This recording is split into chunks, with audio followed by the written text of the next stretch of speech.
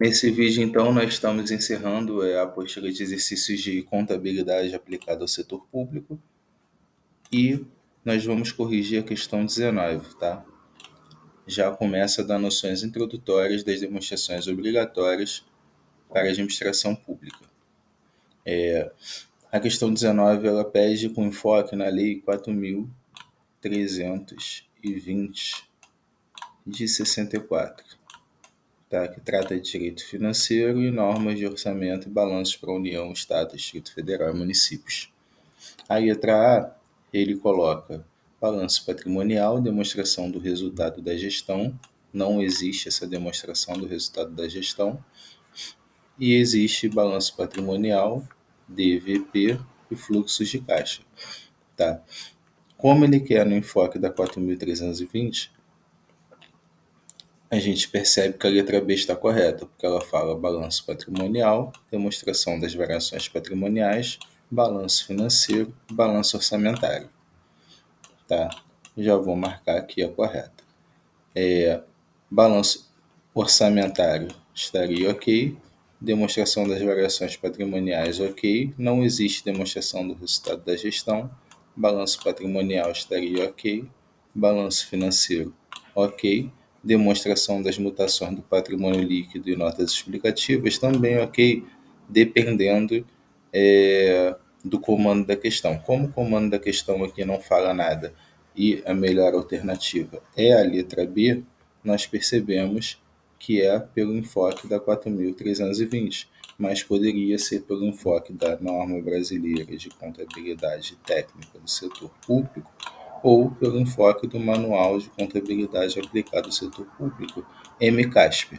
Cada normativo vai ter a sua demonstração obrigatória.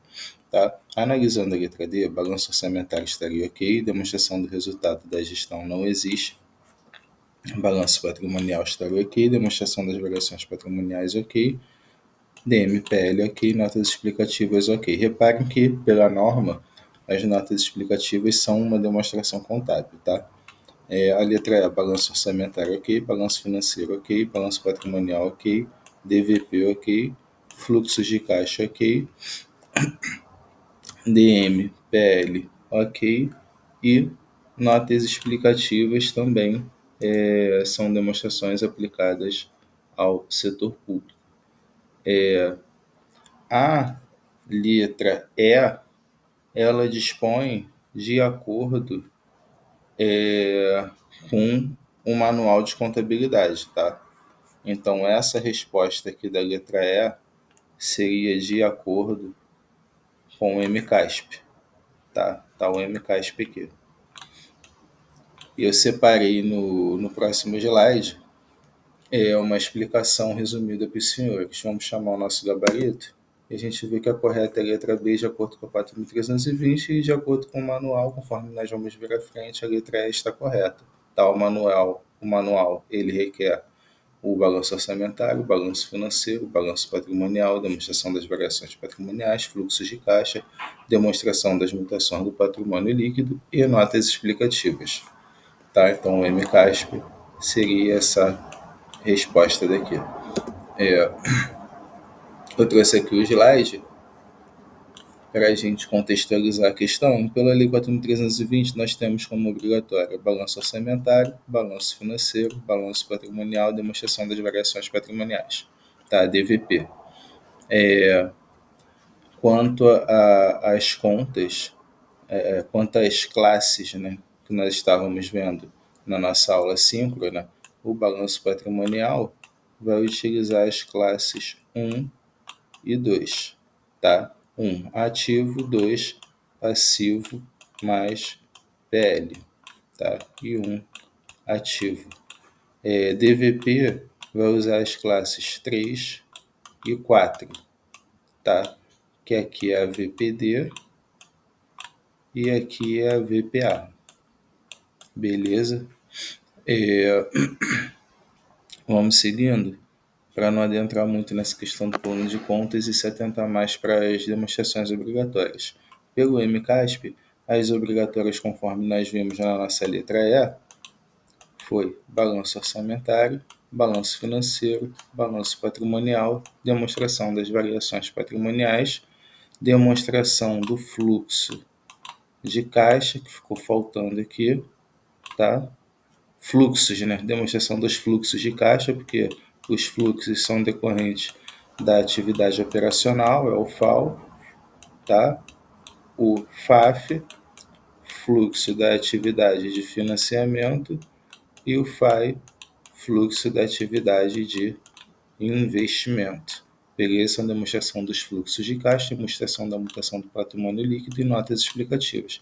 Já pelas normas brasileiras de contabilidade técnica do setor público, as demonstrações obrigatórias são balanço patrimonial, demonstração das mutações do patrimônio líquido, demonstração dos fluxos de caixa. Quando a entidade divulga publicamente seu orçamento aprovado, a comparação entre o orçamento e os valores realizados tem que ser divulgado também. As notas explicativas e a informação comparativa do período anterior, tá?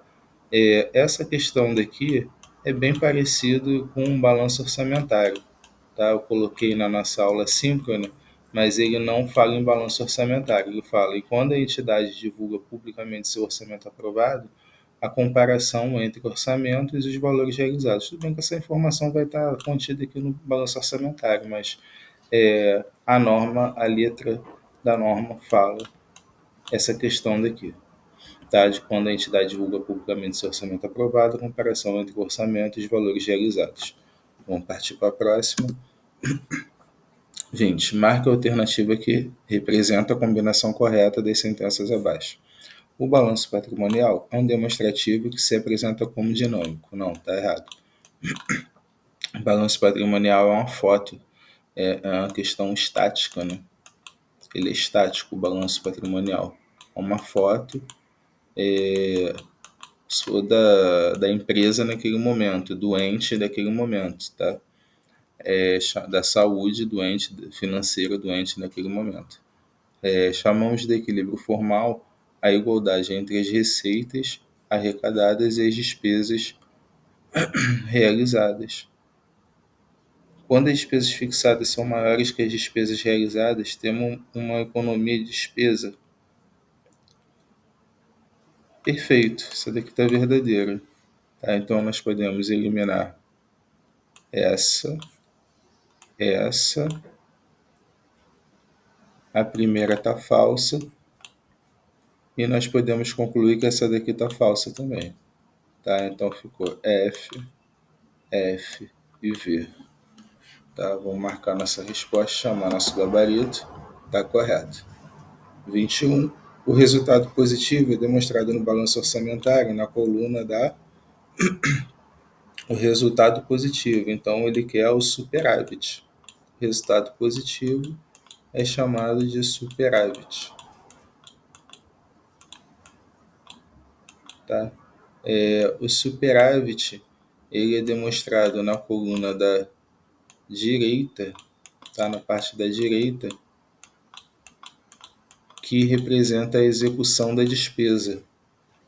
Tá? E quando é déficit,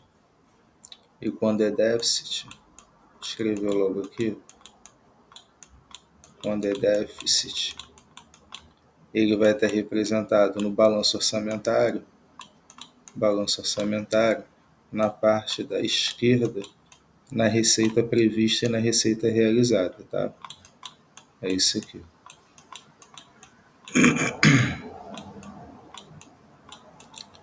Então, o nosso gabarito, quanto ao resultado positivo, nós podemos excluir tudo que é receita, diferença da receita, e vai ser na despesa executada. Chamar nosso gabarito, está correto. Vamos partir para a próxima. O resultado orçamentário corrente é obtido pela diferença entre o resultado orçamentário corrente entre a receita executada corrente e a despesa fixada corrente. Este resultado não pode ser obtido no encerramento do exercício. Receitas correntes previstas e executadas. Receitas e despesas correntes executadas. Letra B. Né? É mais coerente aqui. Está correto. mais coerente aqui, tá? Porque receitas correntes previstas e executadas, você vai analisar a economia, aí se teve economia de despesa, tá? Deixa eu apagar ali. Você vai analisar aqui na letra A se teve economia de despesa, receita prevista corrente e despesa fixada corrente. Receita prevista corrente, despesa fixada. Isso aqui é uma situação de equilíbrio, pelo menos é um equilíbrio contábil, tá? Receita executada corrente e despesa fixada corrente. Isso aqui não faz sentido algum.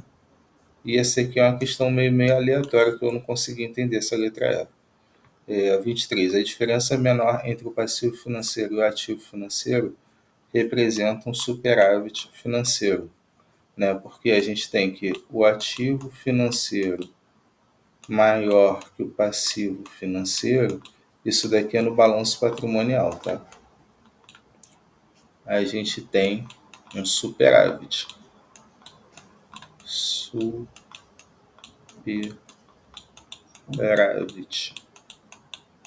Tá? Agora, quando o passivo financeiro ele é maior que o ativo financeiro, a gente tem déficit.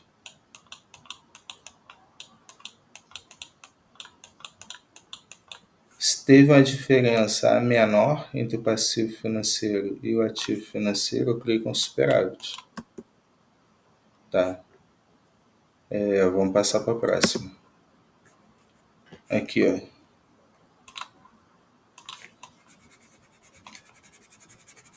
Se a diferença for positiva, ou seja, o ativo financeiro for maior que o passivo financeiro, representa um superávit financeiro. Isso é apurado no balanço patrimonial. Se a diferença for negativa, ou seja, o passivo financeiro for maior que o ativo financeiro, representa um déficit financeiro. E isso é apurado no balanço patrimonial. Vamos partir para a próxima. Aqui, antes de fazer a próxima, eu tirei essa explicação de uma nota técnica. Tá? Uma nota técnica, um documento emitido pela Secretaria de Fazenda do Sul do país. Reclassificação da dívida ativa de longo prazo para curto prazo. Como exposto, os créditos classificáveis como dívida ativa deverão ser inicialmente registrados no ativo não circulante, realizável a longo prazo, em razão da incerteza intrínseca de sua condição. Entretanto, as ações de cobrança desempenhadas pelos órgãos competentes pelo gerenciamento do estoque da dívida ativa, quem cobra é a Procuradoria Estadual, Procuradoria da Fazenda Nacional e a Procuradoria do Município. Tá? Gera um fluxo real de recebimentos mensurável a cada exercício. Esse fluxo representa uma base de valores históricos representativa para uma estimativa de recebimentos futuros. O sucesso das ações de cobrança gera como produto cronogramas de recebimentos firmados com datas e parcelas definidas, por vezes registrados em contratos com garantias reais.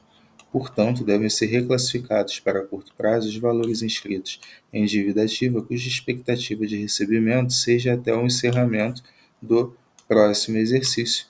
Um parâmetro que pode ser utilizado na reclassificação é a previsão da arrecadação estabelecida na Lei Orçamentária Anual LOA, considerando que representa a estimativa legal de recebimentos decorrente da dívida ativa para o exercício subsequente. Tá? Então, aqui a gente tem uma situação de reclassificação da dívida ativa de longo prazo por curto prazo. E para fazer a questão seguinte, em que ele fala que no balanço patrimonial a dívida ativa é classificada no... Tá? Então, a gente tem que a dívida ativa é um direito, ela é um direito, uma dívida ativa é um direito que é representada pela diferença entre o lançamento e a arrecadação. Tá? Então, ativo circulante, curto prazo, e ativo não circulante. Passivo é obrigação, passivo é obrigação. Tá? Chamamos nosso gabarito, está correto. Quando encontramos no balanço financeiro valores diferentes na receita e na despesa sob o título de resto a pagar, concluímos que não há nenhuma relação entre um e outro, embora se trate da mesma conta. E assim nós terminamos a correção dos exercícios de contabilidade aplicada ao setor público. Uma boa noite, uma boa semana e estudem.